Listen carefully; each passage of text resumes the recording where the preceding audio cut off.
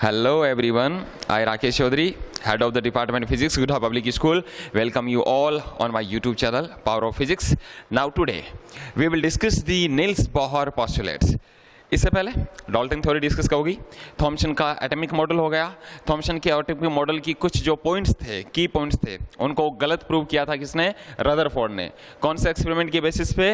Alpha particle scattering experiment के base पे। अब नंबर था किसका? नील्स बोहर का। नील्स बोहर को गलत प्रूव करना था कुछ पॉइंट्स में, किसको? रदरफोर्ड को। कौन कौन से वो पॉइंट थे? मैंने लास्ट लेक्चर में भी आपको बताया था कि कौन कौन से ऐसे पॉइंट थे जिनको नील्स बोहर ने कहा कि नहीं साहब ऐसा तो बिल्कुल नहीं हो सकता।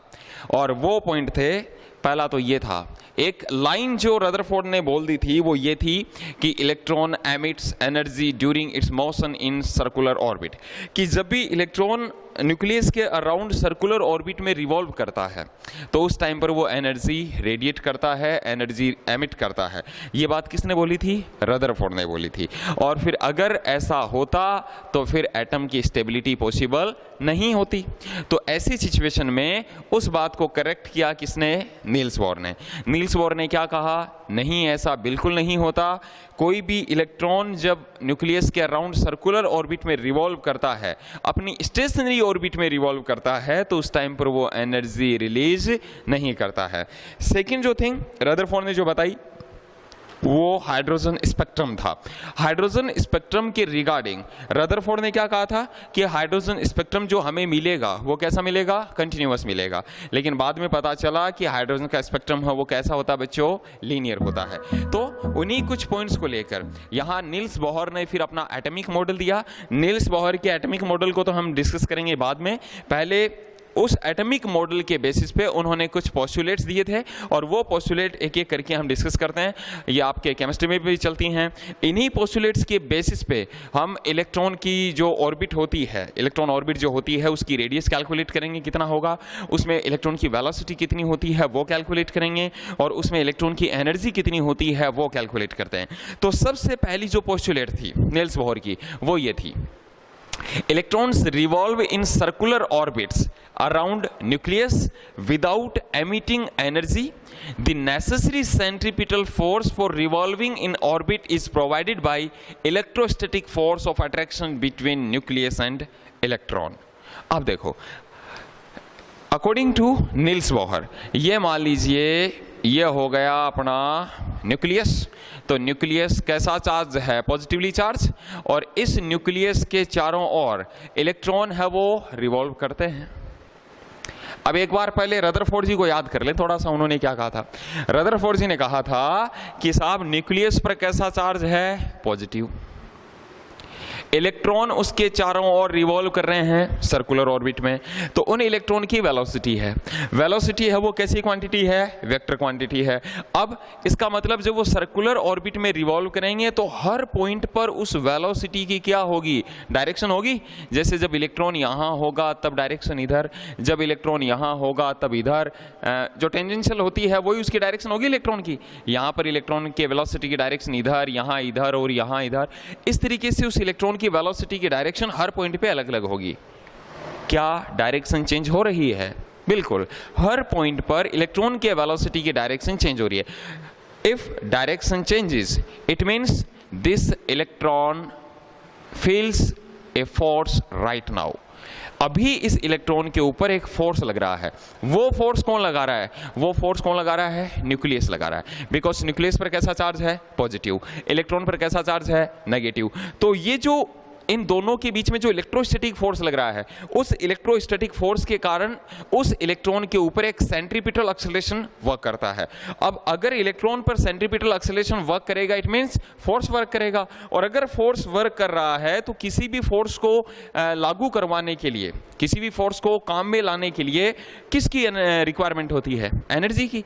इसका मतलब यह हुआ कि उस इलेक्ट्रॉन की जो एनर्जी है अकॉर्डिंग टू रदरफोर्ड, उस इलेक्ट्रॉन की एनर्जी है वो धीरे धीरे क्या होती जाएगी? जाएगी, डिक्रीज होती जाएगी, क्योंकि उस पर फोर्स भी तो लगवाना है। उस फोर्स के अगेंस्ट उसको क्या करना पड़ेगा, वर्क डन करना पड़ेगा। तो धीरे धीरे उस इलेक्ट्रॉन की जो एनर्जी है वो क्या होती जाएगी, डिक्रीज होती जाएगी। और तभी तो रदरफोर्ड ने बोला था कि अपनी ही ऑर्बिट में जब इलेक्ट्रॉन रिवॉल्व करेगा तो वो एनर्जी रिलीज करेगा। लेकिन अगर ऐसा होता तो उसका पाथ सर्कुलर ना होके कैसा हो जाता, स्पाइरल हो जाता, और फाइनली वो लास्ट में आके किससे मिल जाता, न्यूक्लियस से मिल जाता। और अगर ऐसा हो जाता तो फिर जो एटम है वो स्टेबल ही नहीं रह पाता। यहां नील्स बोहर ने क्या कहा, नील्स बोहर ने कहा ये इलेक्ट्रॉन है, अपने ऑर्बिट में घूम रहा है, कोई दिक्कत नहीं है। अब जब ये इलेक्ट्रॉन अपने ही ऑर्बिट में रिवॉल्व करेगा तो ऑब्वियसली बात है, इलेक्ट्रॉन इतनी सालों से न्यूक्लियस के चारों ओर रिवॉल्व कर रहे हैं तो उन इलेक्ट्रॉन के पास एनर्जी तो है ही, और इन्होंने कहा कि वो एनर्जी एमिट नहीं करेगा। नील्स बोहर ने कहा कि जब वो अपनी ही ऑर्बिट में रिवॉल्व करेगा तो एनर्जी एमिट नहीं करेगा, बट मूव तो कर रहा है। किसी भी चीज को मूव करवाने के लिए बच्चों किसकी रिक्वायरमेंट होती है, एनर्जी की। अब बड़ा क्वेश्चन ये आया कि इस इलेक्ट्रॉन को ये एनर्जी कहां से मिल रही है। तो इस इलेक्ट्रॉन को ये जो एनर्जी उसको रिवॉल्व करवा रही है सर्कुलर ऑर्बिट्स में, वो एनर्जी इसको कहां से मिल रही है, the necessary centripetal force for revolving in circular orbit is provided by electrostatic force of attraction। कि अभी ऑब्वियसली बात है, कोई भी ऑब्जेक्ट जब सर्कुलर पाथ में मूव करता है तो उसके ऊपर एक सेंट्रीपिटल फोर्स लगता है। सेंट्रीपिटल फोर्स हमेशा प्रोवाइड करवाया जाता है किसी दूसरे फोर्स के द्वारा। जैसे in case of gravitation, as we know that earth revolve around the sun in circular orbits, then gravitational force between sun and earth provides necessary centripetal force to earth। उसी के कारण वो क्या करती है, रिवॉल्व करती है। सेम वही चीज इलेक्ट्रॉन जब इसके चारों ओर रिवॉल्व करेगा तो जो नेसेसरी सेंट्रीपिटल फोर्स है वो कौन प्रोवाइड करवाएगा, इन दोनों के बीच लगने वाला इलेक्ट्रोस्टैटिक फोर्स, वो क्या प्रोवाइड करवाएगा, इसको सेंट्रीपिटल फोर्स प्रोवाइड करवाएगा। और उसी सेंट्रीपिटल फोर्स के कारण ये इलेक्ट्रॉन उसके चारों ओर रिवॉल्व करता है। इस इलेक्ट्रॉन के पास दोनों तरीके की एनर्जी है, पोटेंशियल एनर्जी भी है, काइनेटिक एनर्जी भी है। इन दोनों के बीच लगने वाला इलेक्ट्रोस्टैटिक फोर्स वो तो प्रोवाइड करवाएगा पोटेंशियल एनर्जी, और जो टेम्परेचर है वो इसको प्रोवाइड करवाता है काइनेटिक एनर्जी। उनको आगे डिस्कस करेंगे, अभी हम पोस्टुलेट की बात करें। Then from here I can write that necessary centripetal force which is half mv square by r to electron provided by electrostatic force between nucleus and electron। What is the formula of electrostatic force? F is equals to k q1 q2 by r square, which we have studied in chapter 1 of physics first। Then q1 देखो एक बार atom की structure देखें, then ये nucleus है, तो nucleus पे कितना चार्ज है, Ze positive, where Z is the atomic number of that atom. Electron उसके चारों रिवॉल्व कर रहा है, इन दोनों के बीच की डिस्टेंस है वो कितनी हो गई, r। Then electrostatic force between them k Ze square upon r square. k q1 कितना है Ze, q2 कितना है e, और k की जगह हम क्या पुट कर सकते हैं, 1/4 पाई एप्सिलॉन नॉट। देन जो फर्स्ट पोस्टुलेट है वो हो गया mv square by r is equals to Ze square upon 4 pi epsilon naught r square. ये जो नील्स बोहर थे उनकी पहली पोस्टुलेट थी, और ये उसका फॉर्मूला है mv square by r is equals to Ze square upon 4 pi epsilon naught r square. की जो नेसेसरी सेंट्रीपिटल फोर्स है वो इलेक्ट्रोस्टैटिक फोर्स प्रोवाइड करवाता है, बस इतना ही ध्यान में रखना है आपको। अब चलते हैं सेकंड पोस्टुलेट पे। सेकंड पोस्टुलेट में रदरफोर्ड ने तो कहा कि जब इलेक्ट्रॉन सर्कुलर ऑर्बिट में रिवॉल्व करेगा उस टाइम पर वो एनर्जी रिलीज करेगा, एनर्जी एमिट करेगा। उसके बाद में नील्स बोहर ने कहा नहीं करेगा, लेकिन कब नहीं करेगा, जब वो खुद की स्टेशनरी ऑर्बिट्स में जो फिक्स्ड ऑर्बिट होती हैं उनमें रिवॉल्व करेगा तो वो एनर्जी रिलीज नहीं करेगा। और वो ऑर्बिट कौन सी होती हैं, according to second postulate of Niels Bohr, electron can only revolve around the nucleus in only that orbit, केवल उन्हीं ऑर्बिट में रिवॉल्व करता है for which angular momentum is integral multiple of h upon 2 pi. Simple words में electron nucleus के around उन्हीं circular orbit में revolve करेगा जिनका angular momentum h upon 2 pi का इंटीजर मल्टीपल होता है। ये सेकंड पोस्टुलेट थी। क्या मतलब हुआ इसका देखें। सबसे पहले तो बात करें व्हाट इज एंगुलर मोमेंटम। तो as we have discussed in class 11th about the linear momentum P is equals to mv, and momentum of linear momentum is known as angular momentum. Momentum of linear momentum is known as angular momentum. क्या था? Angular momentum is denoted by L vector, and which is L vector is equals to R vector cross P vector. अब 11th का तो कुछ याद है ही नहीं, पता ही है मेरे को. L vector is R vector cross P vector. इसको ये भी तो लिखा जा सकता है R vector cross mv vector, और ये इक्वल होता है किसके? एल वेक्टर के. Angular momentum is the cross product of r vector and p vector. तो उसकी डायरेक्शन भी होगी, वेक्टर क्वांटिटी है. और देखो इस तरीके का डायग्राम हमने वहां पर बनाया था. इस तरीके से यहां से लेके यहां तक की जो डिस्टेंस थी वो आर वेक्टर मानी थी. इधर उसका मान लीजिए वेलोसिटी का कंपोनेंट था. इस तरीके से इसके ऊपर लगाया जाता है. वो कुछ एग्जाम्पल्स हमने डिस्कस किए थे 11th में कि जो गेट का जो हैंडल होता है, जहाँ से गेट रोटेट करता है, हमेशा उससे दूर लगाया जाता है. इसके अलावा जो पेचकस होता है, उसका जो हैंडल होता है उसको हमेशा थोड़ा सा मोटा रखा जाता है ताकि इजीली किसी भी स्क्रू को हम आसानी से बंद कर सकते हैं, खोल सकते हैं. जो हेड पंप होता है उसका जो हैंडल होता है जिसको पकड़ा जाता है, उसकी जो लेंथ होती है उसको ज़्यादा रखा जाता है ड्यू टू एंगुलर मोमेंटम. वो सारे उसी की चीज़ें थी. तो नील्स बोहर ने बताया कि इलेक्ट्रॉन उन्हीं ऑर्बिट में रिवॉल्व करेगा जिनका जो एंगुलर मोमेंटम होता है. अब देखो यहां से इसको सॉल्व करें. Then from here I can write that L vector is equals to r m v sine theta. जब ये अगर क्रॉस प्रोडक्ट को हम सॉल्व करते हैं, then r m v sine theta. Here if theta is equals to 90 degree, then angular momentum L is equals to क्या हो जाएगा? M v r. अब क्वेश्चन आया कि सर थीटा को हमने 90 कैसे लिया? देखो जब हम कह रहे हैं कि इलेक्ट्रॉन सर्कुलर ऑर्बिट में रिवॉल्व कर रहा है, तो अगर मैं इस पॉइंट पर, at this point, what will be the direction of velocity of that electron? Tangential. इधर ये किसकी डायरेक्शन है? वी वेक्टर की. ये सेंटर है. आर वेक्टर कहां है? यही तो है रेडियस उसकी. Then what is the angle between r vector and v vector here? Theta is equals to 90 degree. जो रेडियस होती है या ये जो डिस्टेंस हम यहां से लेके यहां तक ले रहे हैं, वो हमेशा जो इलेक्ट्रॉन की जो वेलोसिटी होती है उसके परपेंडिकुलर होती है. तो इसलिए यहां पर थीटा कितना हो गया? 90. देन एंगुलर मोमेंटम क्या हो गया? mvr. इलेक्ट्रॉन उन्हीं ऑर्बिट में रिवॉल्व करता है जिनका एंगुलर मोमेंटम mvr हमेशा इंटीजर मल्टीपल होता है किसके? h/2π के. It means nh/2π, where n is integer number 1 2 3. ये वो हो गए अप टू इन्फानाइट. ये वो हो गए ऑर्बिट्स. किस ऑर्बिट में इलेक्ट्रॉन है वो रिवॉल्व कर रहा है? For example, if electron is revolving in orbit number 1, then we will put n is equals to 1 here. If electron is revolving in orbit number 2, then we will put n is equals to 2. Then from here I can write that mvr is equals to h/2π, या फिर second number पे क्या आएगा? 2h/2π, 3h/2π. ये क्या होंगे? उसके angular momentum हो गए. अब जब इलेक्ट्रॉन इन्हीं ऑर्बिट में रिवॉल्व करेगा, इन्हीं को हम क्या बोलते हैं? Stationary orbit. These orbits are known as stationary orbits. तो देखो अब इसको समराइज कर लें. According to second postulate of Niels Bohr, electron उन्हीं सर्कुलर ऑर्बिट में रिवॉल्व करता है जिनका एंगुलर मोमेंटम h/2π का इंटीजर मल्टीपल होता है. इन ऑर्बिट्स को स्टेशनरी ऑर्बिट बोलते हैं. और जब इलेक्ट्रॉन स्टेशनरी ऑर्बिट में रिवॉल्व करता है उस टाइम पर वो एनर्जी रिलीज नहीं करता है.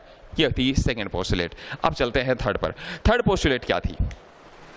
When electron makes transition from higher orbit to lower orbit, if photon of particular frequency is emitted, the amount of energy emitted is equal to the difference in energy of final state and energy of initial state. क्या मतलब हुआ इसका? देखो ये चीज़ हम पहले भी discuss की थी हमने, और इस चीज़ को यहाँ पर दोबारा देखें अपन कि मान लीजिए एक इलेक्ट्रॉन है. This is the nucleus Ze plus, और ये इलेक्ट्रॉन की ऑर्बिट्स है. अब ये फर्स्ट ऑर्बिट है, ये सेकंड ऑर्बिट है. देन इस ऑर्बिट को मैं नाम दे दूं, नंबर है इसका n1, और इस ऑर्बिट का नंबर है n2. अब इसमें जो एनर्जी है, लेट वो एनर्जी En1 है, और सेकंड ऑर्बिट में जो इलेक्ट्रॉन के पास एनर्जी है वो एनर्जी है En2. Energy in first orbit En1, energy in second orbit En2। तो फर्स्ट में इतनी एनर्जी है, सेकेंड में इतनी है। अब मान लीजिए, अब इसको थोड़ा सा वैसे भी देख लें, फर्स्ट ऑर्बिट में उस इलेक्ट्रॉन के पास एनर्जी है 5 जूल एंड सेकेंड ऑर्बिट में उसके पास एनर्जी है 15 joule. An electron who is revolving in orbit first having 5 joule energy, if I provide this electron, if I provide external energy to this electron, then what will happen? Energy of this electron will increase and it will make transition from lower energy state to higher energy state। हमें पता है कि जो first orbit होता है उसमें energy कम होती है उसके पास, लेस एनर्जी, और सेकंड जो ऑर्बिट होता है उसमें उसके पास हाई एनर्जी होती है, थर्ड में और ज्यादा होगी, फोर्थ में और ज्यादा होगी। तो अब यहां पर हम बात करें, एक इलेक्ट्रॉन के पास 5 जूल एनर्जी है फर्स्ट ऑर्बिट में, सेकंड ऑर्बिट में उसके पास 15 जूल एनर्जी है। अगर मैं 5 जूल वाले को 10 जूल और प्रोवाइड करवा दूं किसी एक्सटर्नल सोर्स से, तो उसकी टोटल एनर्जी कितनी हो जाएगी? 15 जूल। और जैसे ही उसकी टोटल एनर्जी 15 जूल हो जाएगी, वो किस से किस में चला जाएगा? Lower energy state to higher energy state, lower orbit से हायर ऑर्बिट में ट्रांजिशन कर जाएगा। बट बच्चों याद रखना, हमेशा जब इलेक्ट्रॉन हायर एनर्जी स्टेट में होता है तो वो बहुत कम टाइम के लिए वहां पे रुकता है, अराउंड इन नैनो सेकेंड या उससे भी कम टाइम के लिए वो हायर एनर्जी स्टेट में रुकता है। अब इलेक्ट्रॉन लोअर एनर्जी स्टेट से हायर एनर्जी स्टेट में कब ट्रांजिशन करेगा? जब वो इलेक्ट्रॉन एनर्जी को अब्जॉर्ब करेगा। जब इलेक्ट्रॉन एनर्जी अब्जॉर्ब करता है तो वो लोअर स्टेट से हायर स्टेट में मूव करेगा, और जैसे ही उसके पास 15 जूल एनर्जी हो गई, वो कौन सी में आ गया? सेकेंड ऑर्बिट में। अब सेकेंड ऑर्बिट में उसके पास 15 जूल एनर्जी है, ज्यादा देर तक वो रुकेगा नहीं, तो यहां से वापस जाएगा किसमें? सेकंड से फर्स्ट में। और जब वो सेकंड से वापस फर्स्ट में जा रहा होगा तो जो 10 जूल एनर्जी हमने उसको दी थी, इसको वो क्या कर देगा? रिलीज कर देगा। और ये जो 10 जूल एनर्जी रिलीज करेगा वो किसकी फॉर्म में करेगा? फोटोन की फॉर्म में। फोटोन की एनर्जी का फॉर्मूला क्या है? h mu. इट मीन्स जब भी an electron higher energy state से लोअर एनर्जी स्टेट में स्विच करता है तो वो फोटोन रिलीज करता है। उस फोटोन की जो एनर्जी है वो उन दोनों एनर्जी जो लेवल्स हैं उन दोनों के डिफरेंस के इक्वल है। अब देखो, पहली में कितनी है? 5 जूल, सेकंड में कितनी है? 15 जूल। जब वो सेकंड से 1 में जाएगा, सेकंड से फर्स्ट में जाएगा, तो कितनी जूल का फोटोन रिलीज करेगा? 10 जूल का। तो वो हमने कैसे फाइंड आउट किया? इसकी एनर्जी में से इसकी एनर्जी को माइनस कर दिया। देन अब समझो इस चीज को, when electron makes transition from higher orbit to lower orbit, higher orbit से लोअर ऑर्बिट में जाएगा, a photon of particular frequency is emitted, एक फोटोन को रिलीज करेगा, and the amount of energy emitted is equal to the difference in energy of, जितनी वो energy release कर रहा है, जो फोटोन की एनर्जी है, amount of energy emitted is equal to difference in energy of final state and energy of initial state. Let first initial state में उसके पास एनर्जी है En1, फाइनल स्टेट में उसके पास एनर्जी है En2, देन वो से फाइनल वाली में से इनिशियल में आएगा तो जो फोटोन उसने रिलीज किया है h म्यू एनर्जी का, वो एनर्जी दोनों एनर्जी लेवल्स के डिफरेंस के इक्वल होगी, En2 माइनस En1। हमें पता है सेकंड वाली में एनर्जी ज्यादा है और फर्स्ट वाली में एनर्जी कम है, तो h nu is equals to delta E which is equals to En2 minus En1। ये थी तीसरी पोस्टुलेट नील्स बोर की। तो ये तो थी पोस्टुलेट्स नील्स बोर की, और इन्हीं पोस्टुलेट्स के बेसिस पे उसके बाद नील्स बोर ने इलेक्ट्रॉन की जो वेलोसिटी है, रेडियस है, उनकी कैलकुलेशन की, उनके लिए फॉर्मूले ड्राइव किए। तो वो किस तरीके से ड्राइव किए उसको हम देखेंगे नेक्स्ट वाली क्लास में। Thank you so much.